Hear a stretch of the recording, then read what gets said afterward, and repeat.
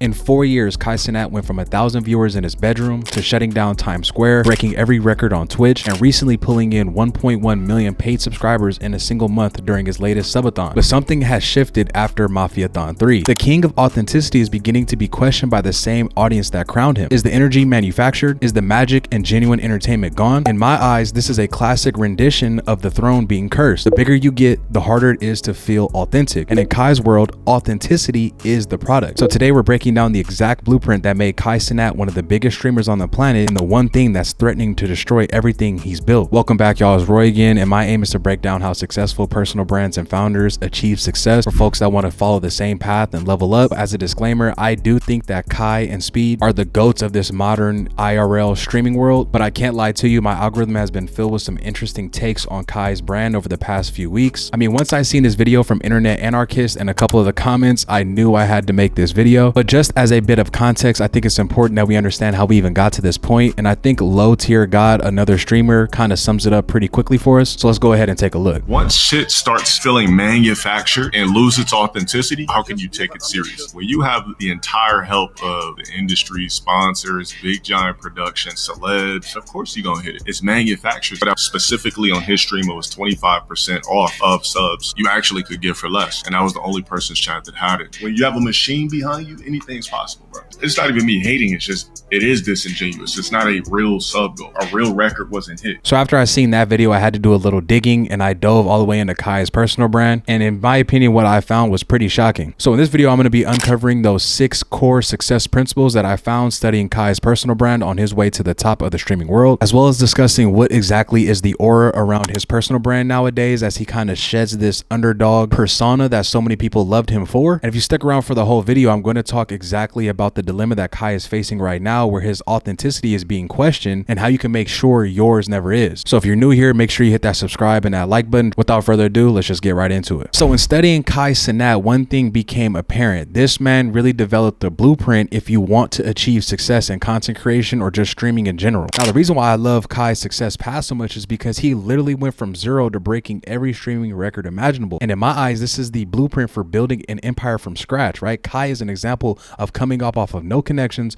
no money, just obsessive strategy and relentless execution. He is a perfect example of someone who etched a blueprint for chasing to be the best in your given medium, niche, or industry. So I have no doubts you'll be able to take some gems away from this video. And the crazy foundation of Kai is that he started his content creation journey at just 13 years old with 0 audience and no connection. He originally got his start on Facebook, which were really just a ton of skits, and then he would go on to make his YouTube channel, which we'll go over in a second. And the amazing thing about Kai, even during these teenage years, was that he never took a break. He learned what got engagement and what people wanted to see, and also what held attention. Now, this will prove to be very important as we go throughout this video. He posted consistently without having that explosive success, grinding through the creator journey while simultaneously living in crazy situations that even included time in a homeless shelter with his family. So what separated Kai in the early stages was his obsessive approach to understanding the content and attention. He didn't just post content, but iterated on it and tried to get better. Every video was a test or an experiment, and every failure was a signal for him not to repeat. Now, the crazy thing about Facebook was that propelled him into making his own YouTube channel, and the one thing that he held from Facebook to YouTube was his authentic personality. And you can't even really describe Kai's personality, so I'm just going to go ahead and play this video. But even back then, when he first got to start on YouTube, he always kept the same energy. Welcome to my YouTube channel! On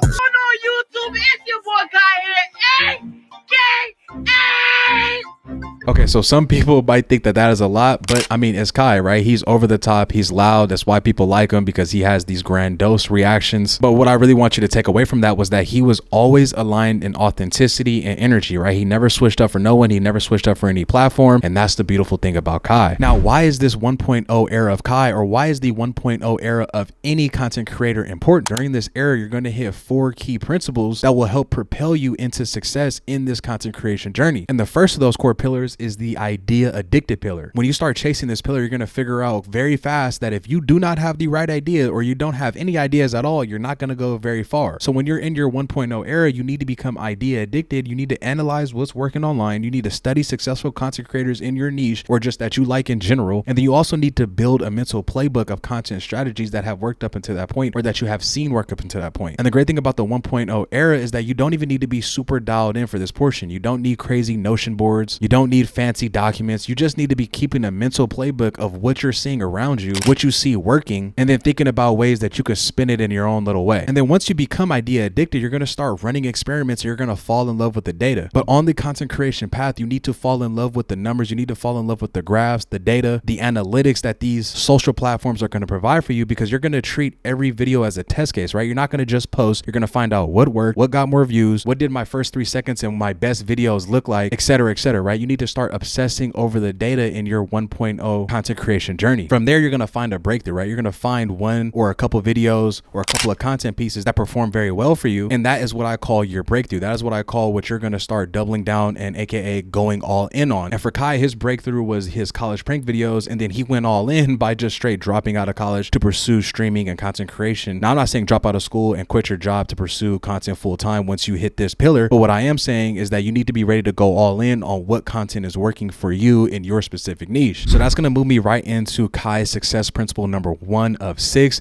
and that is his weaponized content obsession. Now, the beautiful thing about Kai is that he really is a mad scientist, and he had that science experiment approach to all of his videos, where Kai didn't just post content hoping for the best. He treated content creation like a science experiment. He tested variables, analyzed results, and he iterated constantly. So by the first time his video blew up, he had accumulated years of knowledge about exactly what worked and why. So in other words, this wasn't just luck, but it was preparation meeting opportunity, or the age-old adage, stay ready so you don't gotta get ready. And here's a real example that we can look at of him doing exactly that. So he dropped his Extreme Ding Dong Ditch College Edition video a little over 6 years ago, and it was met with some great numbers. Back then, he got 760,000 views on this prank video. And what did he do? Did he decide to just say, oh wow, that video has some success, so I'm gonna just move on and do something completely different? No, he doubled down and did a part 2 to this same exact video, but learning what worked the first time and what didn't. So once he made the part 2 video, after analyzing how the first video did, even though it was successful, not being content with the 700K views, he went in and reformulated it, made it a little better, got some better reactions, and due to that, he was able to get 1.6 million views on his part 2. So again, what did Kai do? Did he decide to throw this idea to the wayside? No, this man went out and made a part 3 to his Extreme Ding Dong Ditch prank, and this time he even doubled the double. So now he went from 1.6 to 2.9 million, aka 3 million. So the first iteration got 700,000 views, the second one got 1.6, so he doubled that. And then when he came back and analyzed that second one off the first one, he made a third one that was an accumulation of everything that he thought would work, and guess what? He was able to double the double. And this video back in the day was huge for his success on YouTube and getting his name out there. And then this leads me into his success principle number 2, which is the multiplier effect. And if you know anything about Kai, you're already seeing the folks at the top of the screen here, where the multiplier effect is nothing more than strategic partnerships. He joined AMP, and in my opinion, AMP embodies the chemistry over clout values that a lot of these other content houses in the past never had. So for a bit of context, after gaining initial traction, Kai joined AMP, which stands for Any Means Possible, a content group or house that would accelerate his growth exponentially. The great thing about AMP was that it is much different than any other content houses from the past, like a Team 10, Hype House, or Sway House. It was built on genuine friendships and shared values. In other words, they were not looking for any clout chasers or anybody just trying to boost their own name. And if you take a look at this thumbnail from the AMP 3 million car collection video, you can just see that this is a group of young minority men with a lot of money, a lot of success, and sky's the limit in terms of what their potential can be, right? And it's just great to see a group of like-minded individuals get together. That's why so many people have fond memories and have fond experiences with the AMP brand. Now, the reason why, in my opinion, AMP sets itself up for success so much, and the fact that they're such a different content group than many of the other ones out there, is that they stick to their 3 principles or their 3 core values that a lot of groups don't. The first of those being authentic chemistry. The chemistry between the AMP members was always real, and it was never manufactured for content. They turned down bigger creators who didn't fit the vibe or did not share their common goal, which is the next core value, sharing common goal. They shared the common goal of being the biggest content group by any means possible, and they realized that if they helped level one another up, then that goal would become inevitable at some point as long as they stuck to the program. And then on top of that, they also helped each other by sharing tactics. So it was through AMP that Kai discovered streaming as his primary platform and learned the power of collaboration content. So if it wasn't for AMP, who knows what Kai's content would look like now, but AMP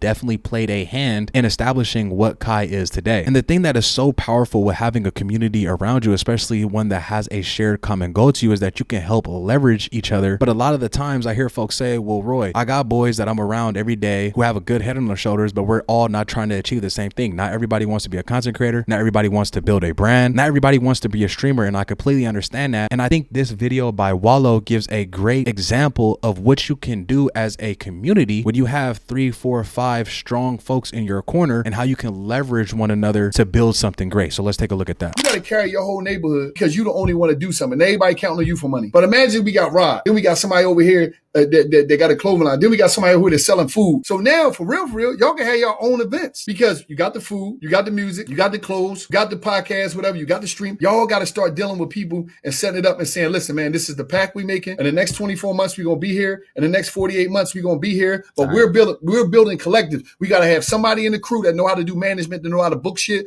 somebody that know how to be like to handle all the emails. Everything that y'all name is on is popping. It's going somewhere. So now everybody got to tap into y'all. That's what y'all got to do and stop trying to do that shit by yourself. Yeah. And everybody got to pay dues. You make it like a union. Every month, you got to put this much into the pot. Now, I love the idea of leveraging the folks around you in your corner and coming together as a collective to just boost yourselves. You don't need to necessarily be in alignment with someone and share the same exact goal to be able to use one another in a way that is positive. You feel me? What you need to do here is find collaborators who share your values, not just your goals, and choose people who elevate your content and push you to be better. This is all about building something that has legs and can be an empire. And now I'm going to move on to success principle number 3, which is format innovation. And in my eyes, just outside of authenticity, I think that this is one of the main reasons why Kai has seen so much success. Now, he reinvented what was possible, okay? Kai didn't invent the hybrid IRL and gaming streams, but he sure did innovate it. He took what everyone else was doing and just asked himself and his team, what if we just went 10 times harder?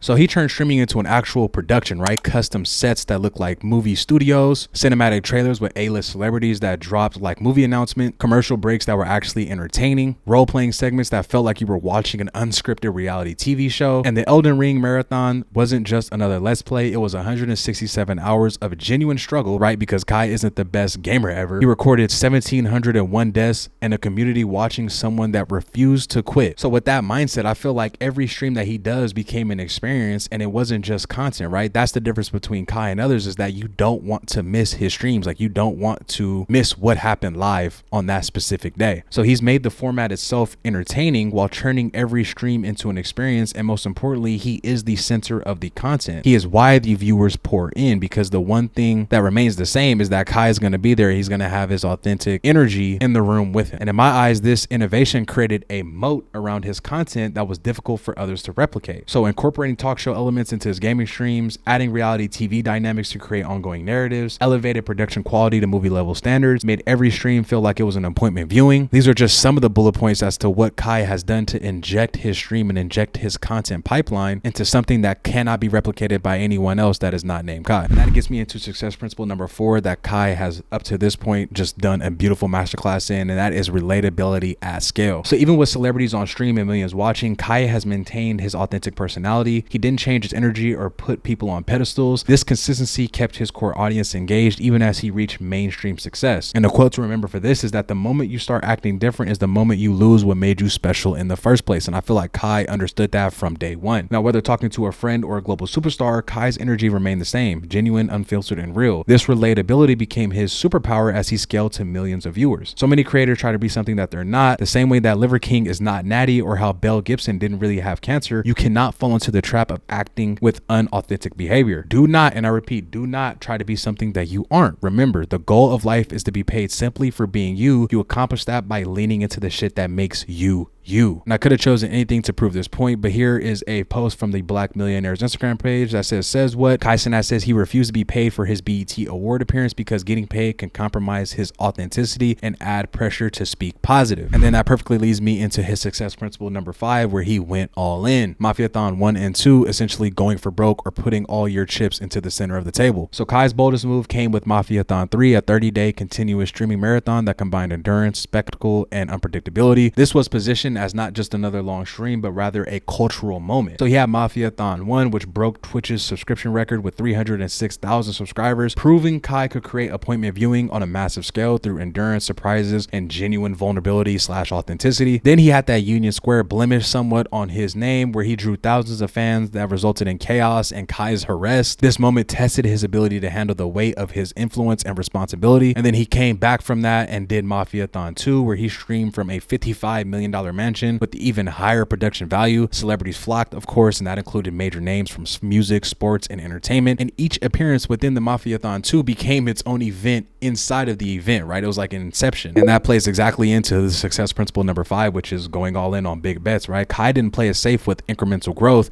When he had a vision, he committed fully. This all-in approach created moments too big to ignore and separated him from creators playing it safe. Now, I do want to mention that the Union Square incident was Kai's first real test of managing massive influence and being attached to controversy, but the key lesson here wasn't his mistake, it was that his response. He owned it, he learned from it, and he came back stronger, which demonstrated maturity and accountability. Now, this brings me to the current challenge right now that Kai and his team are facing with the whole Mafia 3 and the Begathon type thing that everybody's been talking about, where success is starting to get complicated. So Mafia-thon 3 launched with high expectations based on the previous success of the other Mafia-thons 1 and 2, and by any objective metric, it remained massive, right? Huge viewership, major celebrity appearances, and significant subscriber numbers. However, something did shift in the audience's perception. I mean, hell, you even had his manager in a video saying that this was not her favorite subathon that they did up until that point, right? So people on the background behind the scenes are saying that, what do you think the audience is going to say? So there was definitely a shift in energy where comments began using words like desperate, begging, and begathon. The energy felt different to long-term viewers. The timer running low moments became more frequent, and incentive tactics to drive subscriptions felt more aggressive and visible. And we see here a Reddit post that says, hot take, but Mafia-thon 3 just isn't it. I've been watching Kai since Mafia-thon 1, and something about Mafia-thon 3 seems so scamish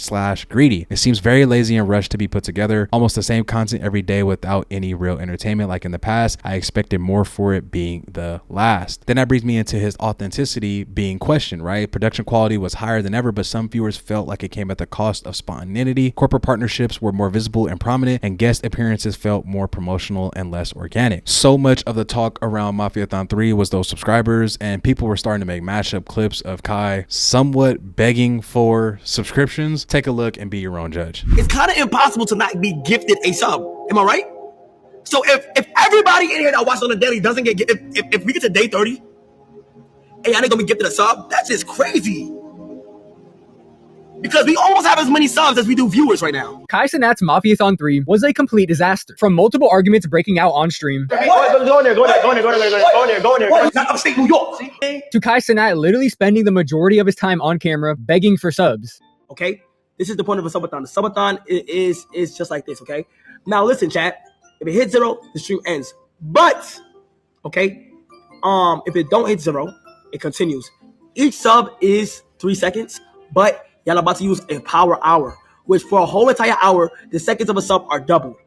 Okay, the seconds for a sub are double. It was very obvious to anyone that watched even a portion of these live streams that everybody was there not because they wanted to be, but because they were going to make millions of dollars from this live stream. And let me tell you, millions and millions of dollars they definitely made. People were calling Mafia-thon 3 a begathon as a derogatory nickname coined by online critics and haters who accused him of excessively begging for Twitch subscriptions throughout this 30-day event, right? People were like, are we just doing a subathon, or are you just literally begging for this shit because you want to break a record? Turning what was supposed to be a high energy entertainment marathon into repetitive sales pitch for subs, okay? And then we're also seeing news articles drop. This shit is a begathon. Fans react as Kai Cenat announces a power hour segment for Mafia-thon. And it's just crazy to see the evolution from Kai could do no wrong to now people are trying to say he's being extorted for profits. So one thing I want to keep in mind is that Mafia-thon 3 was still objectively successful, right? Let's not get this shit twisted at all. But people are beginning to question whether the content was driven by genuine creativity or was it just financial incentives. And this brings me into the last success principle, which is number 6, protect your authenticity. And this is where Kai Cenat is currently. So the last principle is the most interesting because it is forever an ongoing test. You don't protect your authenticity once, but for as long as you make content. With brand deals, collabs, storylines, and other things, your authenticity and overall brand is always on display. It's up to you to make sure that you keep that authentic you as relevant to the audience as possible. Now, there is a ton of ways to do this, but I've outlined 3 of them for you here, and the first one being strategic selectivity. And this is a reminder to everyone to just be selective of what you say yes to, right? Did Kai really need to do Mafia-thon 3 with this 1 million sub goal so fast after Mafia-thon 2? Maybe, maybe not. Only Kai knows the answer to that, but maybe he should have said, you know what, let's sit on it for a little longer. Maybe let's run up another gaming stream. And this next example is the 80-20 rule in content creation. The 80-20 rule applies the timeless Pareto principle, advocating that 80% of your email content or content creation should be focused on providing value through education, information, or entertainment, while the remaining 20% is reserved for direct promotion or sales. aka 80% of content is for your audience to provide as much value and entertainment to them as possible. Now, while 20% of content can be reserved for revenue, when the ratio flips though, is when the audience starts to feel that shift immediately. And I feel like we just got that flip with Kai Cenat's personal brand. And then another framework to kind of help you understand how to protect your authenticity is running the would I do this for free test, where you need to ask yourself, would I be making this content for free if I wouldn't get any kind of financial gain or any kind of boost to my numbers off of it? If the answer is no, then you probably shouldn't be making it, right? If the answer is yes, I would be doing this regardless if I'm getting paid or not, then go ahead and run that play, right? Like right now, I'm not getting paid for doing this shit. I'm just doing it because this is what I genuinely love to do. I just love content. I love personal brands. I love learning about how people succeeded. So I'm making the content regardless of the situation. Now, as people become successful, they start to forget about that. So what made Kai special from the beginning was that everything felt genuine. His reactions, his friendships, his excitement. When that authenticity gets questioned even slightly, it creates cracks in the foundation. Authenticity isn't just a thing you can choose to have or not. It's one of the only sustainable competitive advantages in content creation. So recognize this pattern, right? The challenge isn't unique to Kai. Every creator who scales faces the authenticity versus commercialization tension. Logan Paul faced it, Mr. Beast faced it, everyone faces it. The question isn't whether you'll face this challenge, it's how you recognize it and how you respond. And to be fair, Kai brand still holds up. He has too much of a track record for a fuzzy narrative to become a huge blemish. But if he and his team continue to become repeat offenders in this area,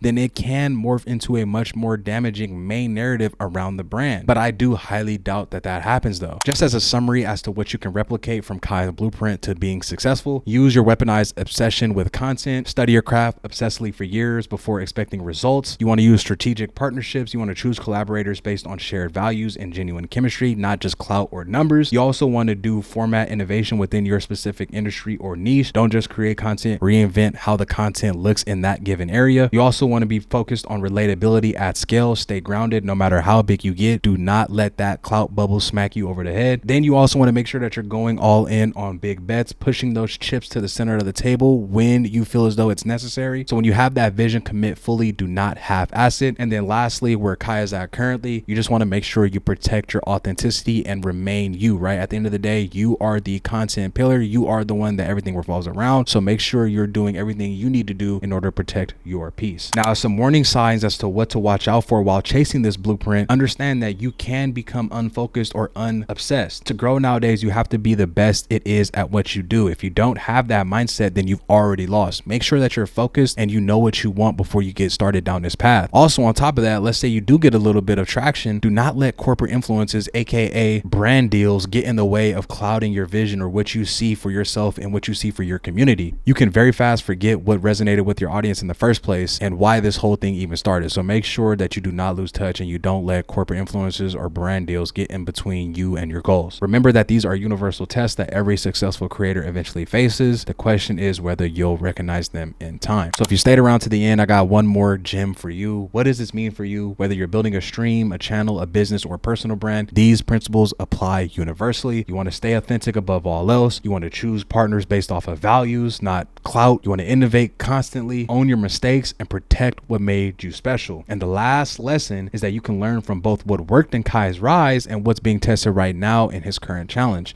Success leaves clues, but so do the growing pains of scaling. Both are valuable. The blueprint is clear: obsessive preparation, strategic partnerships, format innovation, maintain authenticity, bold bets, and protecting your core identity over all else. Execute on these principles and you will create your own path to success. Now, if you stayed around this long, thank you. I couldn't appreciate it more. We got a ton of traction from that last video about the rebrand from Gunna. I highly suggest checking it out here if you get a chance. And if you're here, you might as well go ahead and hit the subscribe button now if you haven't already, and leave me a comment on whose personal brand you want me to look into for the next video.